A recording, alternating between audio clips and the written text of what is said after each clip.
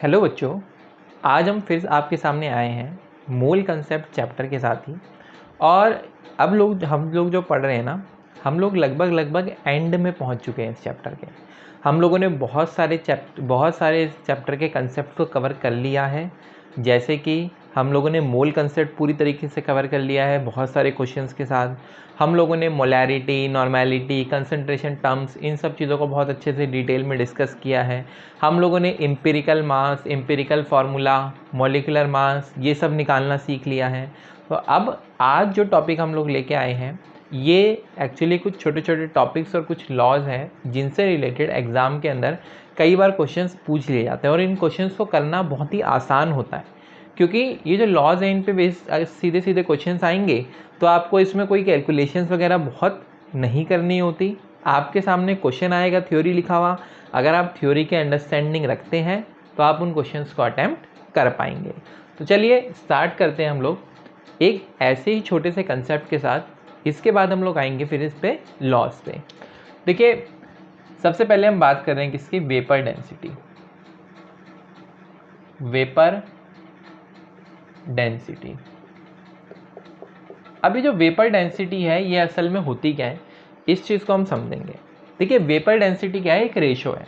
ठीक है, vapour density क्या है, सिंपली एक रेशो है, जिसमें हम क्या करते हैं, मास लेते हैं किसका, किसी भी 1 ml गैस का at STP, mass of 1 ml gas at STP, यानी कि STP पे किसी भी गैस का हम क्या करेंगे, 1 ml ले लेंगे और उसे डिवाइड कर देंगे किससे, मास ऑफ 1 ml हाइड्रोजन से at STP, mass of 1 ml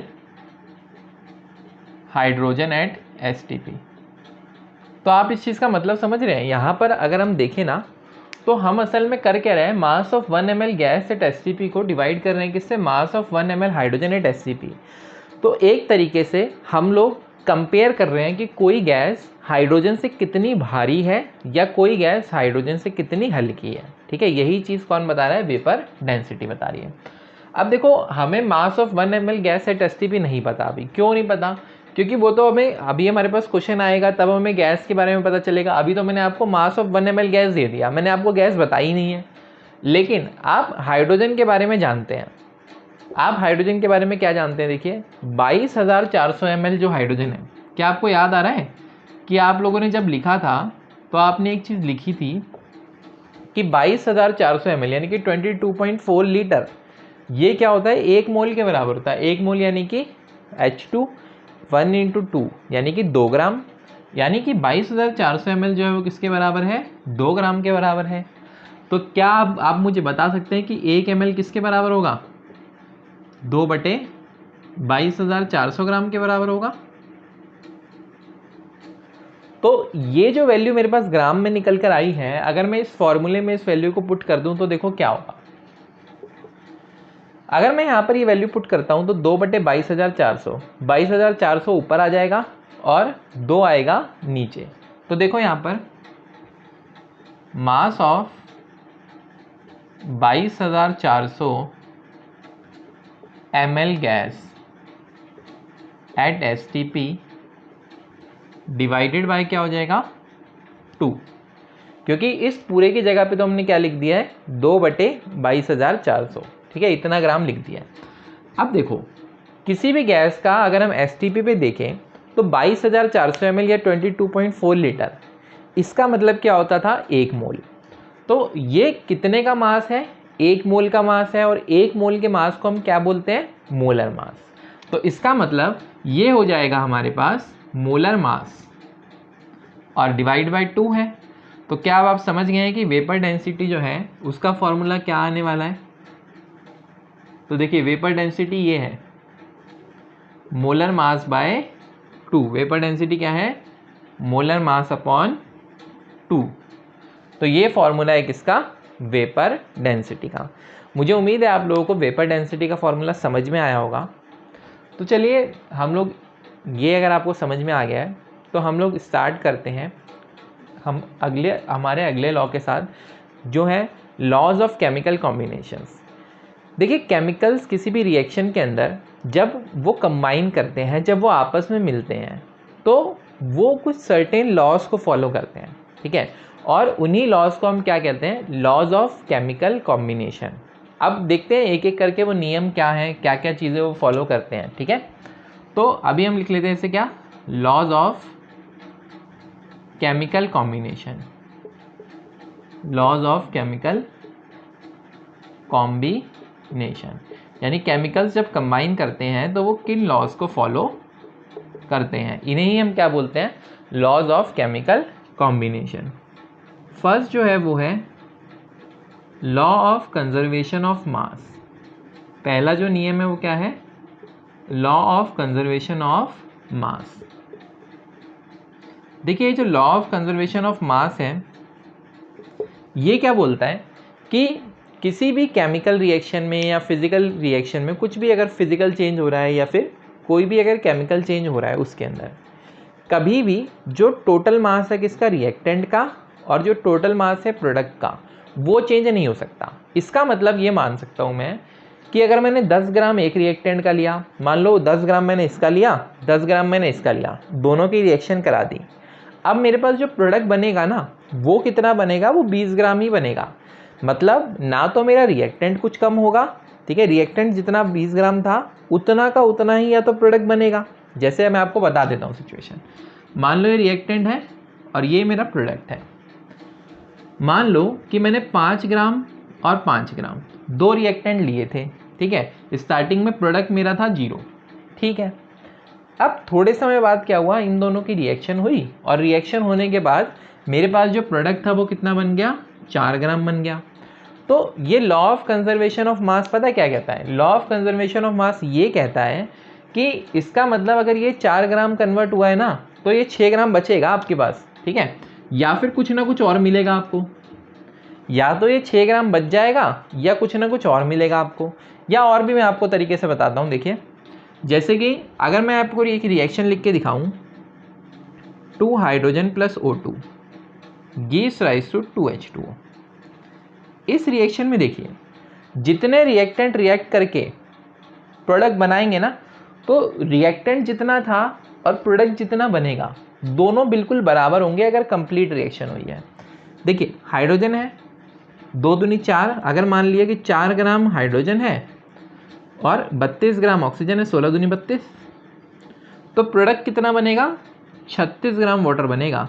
अब ज़रा देख लो जो रिएक्टेंट है यहाँ पर 32 + 4 36, और जो प्रोडक्ट है यहाँ पर वो भी क्या है 36, तो इसका मतलब दोनों क्या है, एकदम बराबर हैं। तो यही चीज़ कौन कहता है, लॉ ऑफ कंजर्वेशन ऑफ मास, कि किसी भी फिजिकल या केमिकल चेंज में जो टोटल मास रिएक्टेंट का है वो हमेशा किसके बराबर होता है, टोटल मास ऑफ प्रोडक्ट के बराबर होता है, ठीक है। तो लिखिए इन एनी केमिकल और फिजिकल चेंज, कोई भी केमिकल या फिजिकल चेंज में, physical change mass of reactant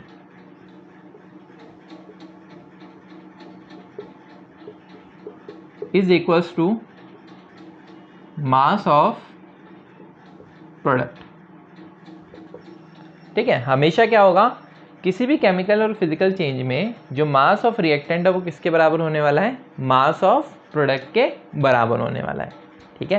तो ये चीज़ आपको क्लियर है अगर, तो फिर हम बढ़ते हैं अपने अगले लॉ की तरफ। चलिए आप फटाफट से इसे नोट डाउन कर लीजिए। लॉ ऑफ कंजर्वेशन ऑफ मास ये किन्होंने दिया था, एंटोइन लेवाइजर, ठीक है। एंटोइन लेवाइजर नाम के एक साइंटिस्ट थे जिन्होंने लॉ ऑफ कंजर्वेशन ऑफ मास दिया था कि किसी भी केमिकल और फिजिकल चेंज में जो मास ऑफ रिएक्टेंट है वो हमेशा किसके बराबर होता है, मास ऑफ प्रोडक्ट के बराबर होता है, ठीक है।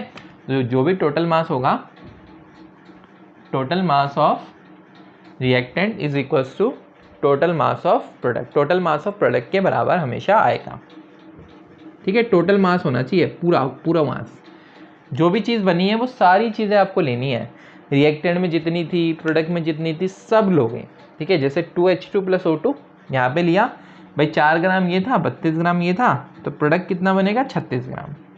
अगर ये 36 ग्राम नहीं बन रहा तो इसका मतलब कुछ और भी साथ में बन रहा था, ठीक है, वो भी आपको पता चल जाएगा कि कुछ और भी साथ में बन रहा था। जैसे मान लो कि अगर मान लो वुड, वुड को मैं जला रहा हूँ, ठीक है, लकड़ी को मैंने जलाया तो मुझे ऐश मिली, ठीक है, लकड़ी को मैंने जलाया। अब आप लोग बोलोगे सर लकड़ी को जब हम जलाते हैं ना तो जितनी हमें ऐश मिलती है, जितनी राख मिलती है ना लकड़ी को जलाने से, वो तो सर हमने तोल के देखी है, वो बराबर नहीं आती। मान लो कि लकड़ी हमारे पास 1 किलो थी तो फिर हमारे पास जो राख आती है वो 1 किलो नहीं आती।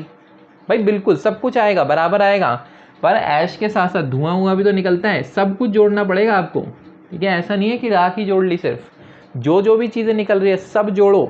अगर ये 1 किलो था तो ये सब चीज़ें मिलाकर भी 1 किलो ही आएंगी, ठीक है। यही चीज़ कौन कहता है? लॉ ऑफ कंजर्वेशन ऑफ मास कहता है।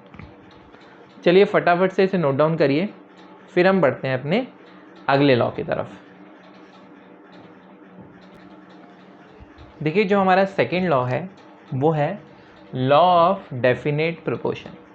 देखिए डेफिनेट प्रोपोर्शन का मतलब क्या है कि एक फिक्स्ड, एक पर्टिकुलर रेशो होने वाली है, ठीक है। अब किस चीज़ में पर्टिकुलर रेशो होने वाली है वो देखो। दरअसल जो लॉ ऑफ डेफिनेट प्रोपोर्शन है इसके अंदर क्या होता है, कभी भी एक कंपाउंड जो है वो हमेशा क्या करता है, कंसिस्ट करता है सिमिलर एलिमेंट्स, यानी कि एक ही तरह के एलिमेंट्स होंगे। कोई कंपाउंड अगर है तो उसके अंदर हमेशा क्या होंगे, एक ही तरह के एलिमेंट होंगे जो कि कंबाइन करेंगे किसमें, एक डेफिनेट प्रोपोर्शन में। किससे? By mass. यानी कि फिक्स्ड होगा कि इसका अगर इतना मास यूज़ होगा तो इसका इतना मास यूज़ होगा। यानी कि अगर एक कंपाउंड बनना है और मान लो कि कंपाउंड इससे और इससे मिलके बन रहा है तो आपको इतना पता है कि अगर इसका 10 ग्राम लगता है और इसका 5 ग्राम लगता है तो हमेशा ऐसा ही होगा। आप कहीं से भी ले आओ वो कंपाउंड, आप कहीं से भी बना के ले आओ, हमेशा ऐसा होगा। जैसे अगर मैं बात करता हूँ आपसे वाटर की, तो वाटर के अंदर क्या होता है, वाटर के अंदर आपको पता है कि H2O जब होगा तो हाइड्रोजन, 2 हाइड्रोजन है और 1 ऑक्सीजन है। इसका मतलब अगर हम देखें तो 16 जो है वो क्या होगा, ऑक्सीजन। अगर मैं मोलर मास की बात करूं तो 16 ग्राम ऑक्सीजन और 2 ग्राम हाइड्रोजन, ये कंबाइन करके वाटर बनाएंगे। उससे फ़र्क नहीं पड़ता कि वो पानी आप कहाँ से लाओ, ठीक है। आप चाहे नल से ले आओ अपने पानी, चाहे आप समुद्र में गोता मार के ले आओ, ठीक है, चाहे आप नदी से ले आओ, तालाब से ले आओ, ठीक है, पोखर से ले आओ, कहीं से भी ले आओ, फ़र्क नहीं पड़ता। पानी के अंदर हमेशा ये क्या होगा, एक फिक्स्ड अमाउंट के अंदर ही होगा, ठीक है। तो यही चीज़ कौन बोलता है, law of definite proportion. A compound always consist of similar elements, एक ही तरह के एलिमेंट होंगे, अलग अलग एलिमेंट नहीं होंगे, ठीक है। Combined together in a definite proportion by mass irrespective of their source और मेथड ऑफ प्रिपरेशन, ठीक है। By mass irrespective of their source, फ़र्क नहीं पड़ता कहाँ से लाए, कैसे बनाया, कुछ फ़र्क नहीं पड़ता, हमेशा सेम होगा। जैसे CO2 कार्बन डाइऑक्साइड की अगर हम बात करें तो उसमें हमेशा क्या होगा, कार्बन और ऑक्सीजन ही होगा। ऐसा नहीं होगा कि कहीं पे कार्बन डाइऑक्साइड है तो उसमें कार्बन और सल्फर है, ठीक है। हमेशा क्या होगा, कार्बन और ऑक्सीजन ही होगा। तो कार्बन रेशो ऑक्सीजन अगर हम देखें यहाँ पर, तो मास अगर हम बात करें तो ये अगर 12 ग्राम होगा तो ये कितना होगा, 32 ग्राम होगा। तो 12:32। अगर इसको आप कैंसिल करोगे 4 से तो क्या आने वाला है, ये तो आ जाएगा 3, ठीक है, 4 3 12 और ये कितना आ जाएगा 8। तो इसका मतलब इनकी रेशो कितनी है, 3:8। यानी कि अगर इतना ग्राम कार्बन आप लोगे तो इतना ग्राम आपको ऑक्सीजन लेना पड़ेगा। ये चीज़ कौन बोलता है, लॉ ऑफ डेफिनेट प्रोपोर्शन। चलिए वाटर के लिए भी बात कर लेते हैं। देखिए वाटर की अगर हम बात करें तो वाटर में हमेशा क्या होगा, हाइड्रोजन एंड ऑक्सीजन होगा। इसके अंदर भी अगर हम देखें हाइड्रोजन और ऑक्सीजन की रेशो कितने होने वाली है मास से। अगर मान लो हाइड्रोजन मैंने 2 ग्राम लिया है तो ऑक्सीजन में जानता हूँ कितना होने वाला है, 16 ग्राम होने वाला है। तो यहाँ पे अगर आप इसको कैंसिल करोगे तो ये आएगा 1:8। इसका मतलब अगर 1 ग्राम आपने हाइड्रोजन लिया हुआ है तो ऑक्सीजन उसके साथ कितना कंबाइन करना पड़ेगा, 8 ग्राम, तब जाके आपको क्या मिलेगा, वाटर, ठीक है। ये हमेशा एक फिक्स रेशो है, इसी रेशो में कंबाइन करेंगे। अगर इसके अलावा किसी भी रेशो में कंबाइन करते हैं तो फिर जो हमने कंपाउंड चाहा है वो कंपाउंड हमें नहीं मिलेगा, ठीक है। तो ये फिक्स रेशो होगी हमेशा, ज़रूरी नहीं, देखो 1 ग्राम तो बहुत बड़ा अमाउंट हो गया, 8 ग्राम भी बहुत बड़ा अमाउंट हो गया, तो कुछ ना कुछ मॉलिक्यूल्स कंबाइन कर जाएंगे। लेकिन आप बिल्कुल मॉलिक्यूलर लेवल पर चले जाओ, बिल्कुल छोटे लेवल पर चले जाओ, सबसे छोटा मान लो कि ये एक ही एटम लेके बात कर रहा हूँ मैं, इसका भी एक ही एटम लेके बात कर रहा हूँ, तो फिर एक फिक्स्ड मास की बात होगी, ठीक है। उसके अंदर कोई भी चेंज नहीं आ सकता। अगर वो मास है तो ही रिएक्शन होगी, अगर वो मास नहीं है तो फिर रिएक्शन नहीं होगी, ठीक है। तो यही चीज़ कौन बोलता है, हमारा लॉ ऑफ डेफिनेट प्रोपोर्शन, जो कि सेकेंड लॉ है किसका, लॉ ऑफ केमिकल कॉम्बिनेशंस का। तो चलिए फटाफट से इसे नोट डाउन करिए, फिर हम बढ़ते हैं अपने थर्ड लॉ की तरफ।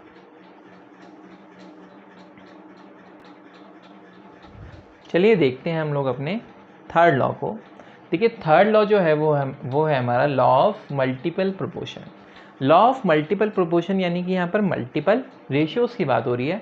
देखिए इस लॉ में असल में क्या कहा गया है, इस लॉ में ये कहा गया है कि जब भी दो एलिमेंट, ठीक है, कंबाइन करते हैं क्या बनाने के लिए, दो या दो से ज़्यादा कंपाउंड बनाने के लिए, तो वो जिससे भी कंबाइन कर रहे हैं, ठीक है, मान लो ये एक एलिमेंट ए था, ये एक एलिमेंट बी था, ये एक एलिमेंट सी से कंबाइन कर रहे हैं, तो ये जो सी है वो हमेशा क्या होने वाला है, उसका फिक्स्ड मास जो है हमेशा क्या होगा, एक सिंपल होल नंबर रेशियो में निकल कर आएगा, ठीक है। वन एलिमेंट यानी कि जो हमारा ये थर्ड वाला एलिमेंट था, which combines with fixed mass of other element, जो कि एक फिक्स्ड मास ऑफ एलिमेंट से कंबाइन हो रहा है, यानी कि ये जो थर्ड वाला एलिमेंट है ना, वही उसी का फिक्स्ड एलिमेंट, उसी का फिक्स्ड मास है हमारे पास, has a simple whole number ratio.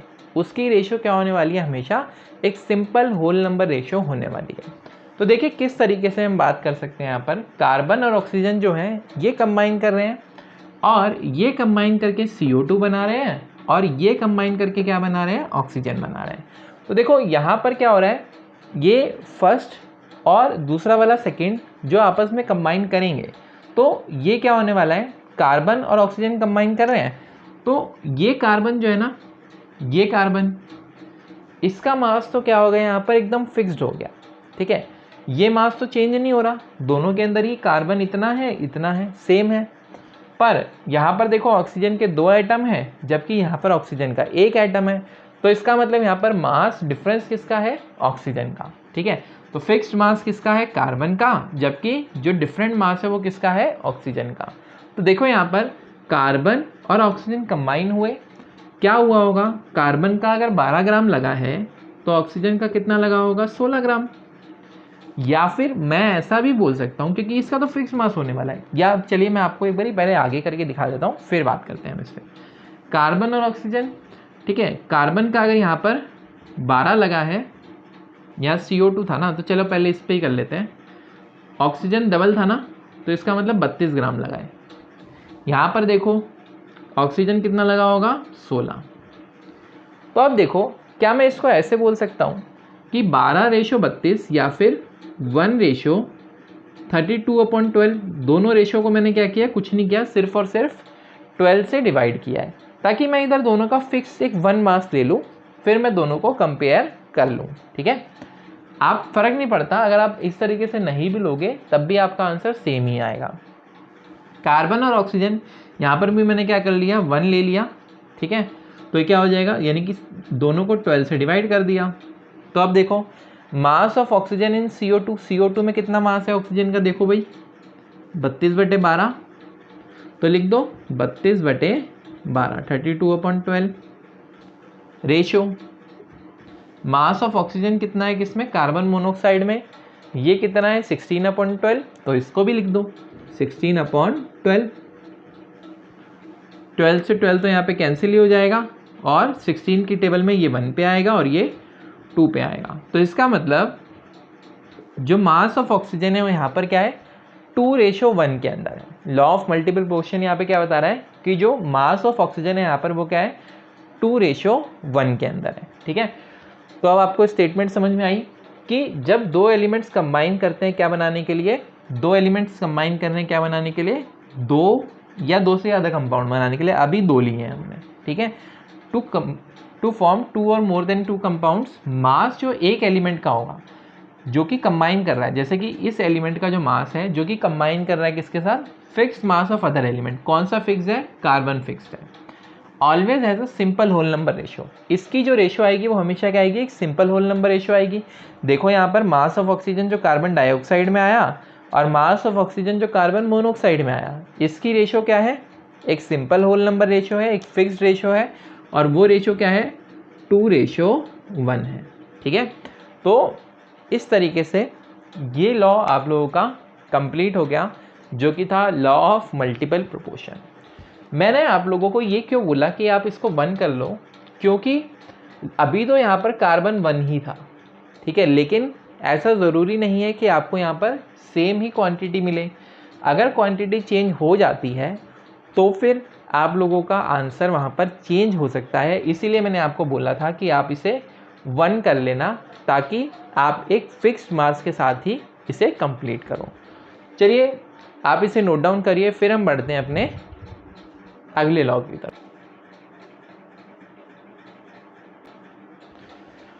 देखिए ये जो लॉ है, इस लॉ का नाम है लॉ ऑफ रेसिप्रोकल प्रोपोर्शंस। ठीक है, अब ये जो लॉ ऑफ रेसिप्रोकल प्रोपोर्शंस है, ये हमसे क्या बोलता है कि जो रेशो है किसकी, मास की, किसके, 2 एलिमेंट्स के, कोई भी 2 एलिमेंट्स हो सकते हैं, फर्स्ट और सेकेंड, जो कि कंबाइन कर रहे हैं किससे, एक fix mass of third element से, वो या तो क्या होने वाली है, उनकी रेशो बराबर होने वाली है, यानी कि इन दोनों की रेशो क्या होगी, बराबर होगी, और या फिर मल्टीपल होगी किसका, उस रेशो का, जब ये जो 2 एलिमेंट्स हैं ये एक दूसरे के साथ कंबाइन करते हैं। देखिए इस लॉ को अच्छे से समझने के लिए एक एग्जाम्पल से हम लोग इसे समझने की कोशिश करते हैं। देखिए ऑक्सीजन जो है, मान लिया कि अभी के लिए ऑक्सीजन जो है हमारा थर्ड एलिमेंट है, जिसके फिक्स्ड मास के साथ, जिसके फिक्स्ड उसके साथ ये क्या कर रहे हैं, ये दोनों रिएक्शन करने वाले हैं, कौन, कार्बन और हाइड्रोजन। अब देखो कार्बन और हाइड्रोजन रिएक्ट कर रहे हैं, कार्बन ने रिएक्शन करी ऑक्सीजन के साथ, क्या बनाया, CO2, फिर हाइड्रोजन ने रिएक्शन करी, ठीक है, क्या बनाया, H2O। ये 2 प्रोडक्ट्स हमें अभी तक मिले हैं। अब देखो यहाँ पर ऑक्सीजन और कार्बन, ऑक्सीजन और हाइड्रोजन, आप अभी तक ये सोच रहे होंगे कि सर ये दोनों का मास तो फिक्स नहीं है, क्योंकि ऑक्सीजन यहाँ पर 2 है तो 16 दूनी 32 ग्राम हो गया, लेकिन ऑक्सीजन जो यहाँ पर है वो 16 ग्राम है, तो यहाँ पर बिल्कुल भी मास बराबर नहीं है। ठीक है, तो ये आप लोगों के दिमाग में हो सकता है आ रहा हो, लेकिन हमने क्या बोला है, फिक्स्ड मास लेना है। तो फिक्स्ड मास लेना है तो आप क्या करो, उनके मास को हमेशा क्या कर दो, एक फिक्स्ड वैल्यू पे तैनात कर दो। कैसे करोगे, मान लो इसका मास ऑक्सीजन का यहाँ पर 32 है, यहाँ पर 16 है, आपको सिंपली कुछ नहीं करना, दोनों पे क्या बना दो, 1 बना दो। मैं आपको बता रहा हूँ, जब भी आपको मास बोले फिक्स कर दो, तो आप हमेशा क्या करो, 1 बना दो, सबसे अच्छा तरीका है। ठीक है, जैसे लास्ट हमने लॉ ऑफ मल्टीपल प्रोपोर्शन में भी क्या किया था, मास को 1 बना लिया था। जब भी आपको बोले फिक्स कर दो, तो आप मास को क्या कर लो, 1 बना लो। ठीक है, ऑक्सीजन और कार्बन, यहाँ पर ऑक्सीजन कितना, 16 दूनी 32, और यहाँ पर कार्बन कितना, 12। अब मैंने बोला कि आप क्या करो, फिक्स करना है तो 1 बना लो, तो बना लो, 1:12/32। ठीक है, तो फिक्स करने का मन बना लो। अब ऑक्सीजन रेशो हाइड्रोजन, ऑक्सीजन कितना 16, हाइड्रोजन कितना 2, तो 1:2/16। ये आपने कर लिया, इतना काम हो चुका है आपका। अब आगे देखो, एक कंपाउंड और बन रहा है, जो कि ये दोनों एलिमेंट मिलके बना रहे हैं, जो कि हमसे पहले बोला गया elements combine with each other. ठीक है, तो मिलके बना रहे हैं, इसका मतलब CH4। अब ये देखो, कार्बन रेशो हाइड्रोजन, कार्बन कितना 12, रेशो हाइड्रोजन कितना 4। सिंपल करें इस रेशो को, सिंपल करोगे तो क्या आएगा, 1:3, या फिर ये 3:1 है। ठीक है, ये 1 है और ये क्या है, 3 है, तो 3:1। इसका मतलब कार्बन कितना 3, तो हाइड्रोजन कितना 1। अब देखते हैं, यहाँ पर यही बोला गया है कि जो ये रेशो निकल के आई है ना CH4 की, यही रेशो क्या होनी चाहिए, इसका मल्टीपल होनी चाहिए, किसका, मास ऑफ कार्बन का, जो कि यहाँ पर निकला है, और मास ऑफ हाइड्रोजन का, जो कि यहाँ पर निकला है जब ये वाला कंपाउंड बना और जब ये वाला कंपाउंड बना। तो अगर तो ये रेशो इसका मल्टीपल आती है, यानी या तो ये यही बराबर आ जाए, 3:1 आ जाए, जो हम ये निकालने वाले हैं, या फिर कोई ऐसी रेशो आ जाए जो इनका मल्टीपल हो, जैसे कि मान लो 6:2 आ जाए, या फिर अगर क्या आ जाए, 9:3 आ जाए, तो हम बोल सकते हैं कि जो हमारा लॉ ऑफ रेसिप्रोकल प्रोपोर्शन है वो अप्लाई हो चुका है, वरना हम बोलेंगे कि लॉ ऑफ रेसिप्रोकल प्रोपोर्शन यहाँ पर नहीं लग रहा। ठीक है, तो mass of carbon, mass of hydrogen, ये आपने लिया। देखो यहाँ पर mass of carbon, mass of hydrogen, mass of carbon कितना निकाल चुके हो आप, 12/32, तो लिख दो 12/32। रेशियो मास ऑफ हाइड्रोजन आप कितना निकाल चुके हो, 2/16, तो लिख दो 2/16, लिख दिया। अब इनको कैंसिल जब आप करोगे तो ये कितने पे जाएगा, 16 एकम 16, 2, 16 दूनी 32, ठीक है। फिर इसको काटोगे तो क्या आएगा, ये 6, फिर इसको आपस में काटोगे तो क्या आएगा, ये 3। तो इसका मतलब इनका जो रेशियो है वो क्या है, 3:1। तो देख लो यहाँ पर दोनों की रेशियो बिल्कुल क्या आ चुकी है, बराबर आ चुकी है। और यही हमसे लॉ में बोला गया था कि ratio of mass of two elements, जो दो एलिमेंट्स, एक और एक दो, which combined with fix mass of third element ये रहा हमारा, इज आइदर इक्वल। क्या होने वाली है, ये जो रेशियो हम निकालेंगे, ये रेशियो ये आइदर क्या होगी, या तो बराबर होगी किसके, या फिर मल्टीपल होगी किसका, रेशियो का। जब ये एलिमेंट्स आपस में कंबाइन कर रहे हैं, इस रेशियो के बराबर होगी या इसका मल्टीपल होगी। तो ये हमने लॉ समझ लिया है कि लॉ ऑफ रेसिप्रोकल प्रोपोर्शन क्या है। मैं उम्मीद करता हूँ आप लोगों को लॉ ऑफ रेसिप्रोकल प्रोपोर्शन समझ में आ चुका होगा। तो चलिए फटाफट से आप इसे नोट डाउन कर लीजिए, फिर हम बढ़ते हैं अपने अगले लॉ की तरफ। देखिए ये इस चैप्टर के लास्ट 2 लॉ हैं। फर्स्ट जो है हमारे पास एवोगैड्रोस लॉ। एवोगैड्रो लॉ क्या कहता है, जब हम इक्वल वॉल्यूम लेते हैं गैसेस का, ठीक है, उनमें क्या होता है, इक्वल नंबर ऑफ मॉलिक्यूल्स होते हैं या फिर मोल्स होते हैं। ये चीज़ आप पहले भी देख चुके हो। याद करो जब एसटीपी पे आप कोई गैस लेते थे तो हर एक गैस के अंदर क्या होता था, 22.4 लीटर होता था। क्या होने वाला था, 22.4 लीटर होता था एक मोल के अंदर। कोई सी भी गैस ले लो, फ़र्क नहीं पड़ता। तो अगर मान लो उल्टा मैं कर दूँ, वॉल्यूम इक्वल कर दूँ, यानी कि 22.4 लीटर वॉल्यूम ले लूँ, तो इसका मतलब हमेशा क्या होने वाला है, गैस का 1 मोल ही होने वाला है। ठीक है, गैस का हमेशा क्या होने वाला है, 1 मोल ही होने वाला है। तो ये चीज़ आप देखो कि equal volume of all gases have equal number of molecules और मोल्स। बस एक ही कंडीशन है क्या भाई, टेम्परेचर और प्रेशर की कंडीशन सेम होनी चाहिए, सिमिलर होनी चाहिए। ऐसा ना हो कि अलग अलग कंडीशन, जैसे एसटीपी पे ले लिया तो मान लो 22.4 लीटर नाइट्रोजन गैस ले लो, मैं आपसे पूछूं कितने मॉलिक्यूल हैं, 22.4 लीटर नाइट्रोजन है ना, आप तुरंत बोलोगे कि सर 22.4 लीटर नाइट्रोजन अगर आप कह रहे हो तो इसका मतलब यहाँ पर तो 1 मोल होगा, और अगर 1 मोल होगा तो इसका मतलब Na मॉलिक्यूल्स होंगे, या 6.022 इंटू 10⁻23 मॉलिक्यूल्स होंगे।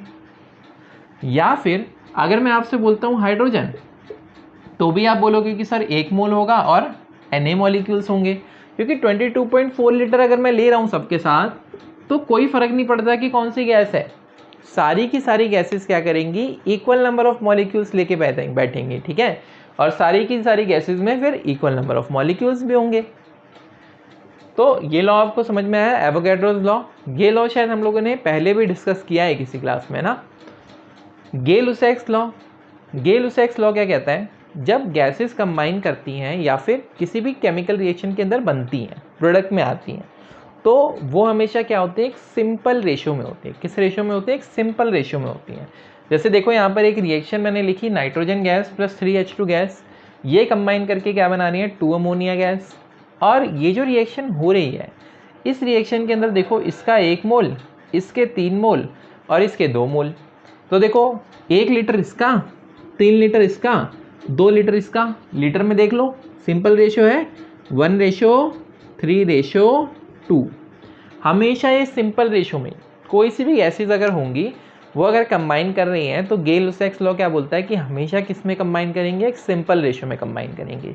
आप चाहो तो कोई सी भी गैस का एग्जांपल लेके देख सकते हो, आपकी हमेशा ये रेशियो क्या निकल के आने वाली है, एक सिंपल रेशियो निकल के आने वाली है। चलिए फटाफट से इसे नोट डाउन करिए।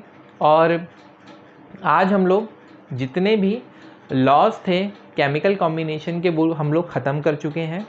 अब बस इस चैप्टर में एक ही टॉपिक बाकी रह गया है, और वो टॉपिक भी असल में ज़्यादातर टीचर्स केमिस्ट्री के अंदर नहीं कराते हैं, लेकिन उसकी सिग्निफिकेंस काफ़ी ज़्यादा है, ठीक है।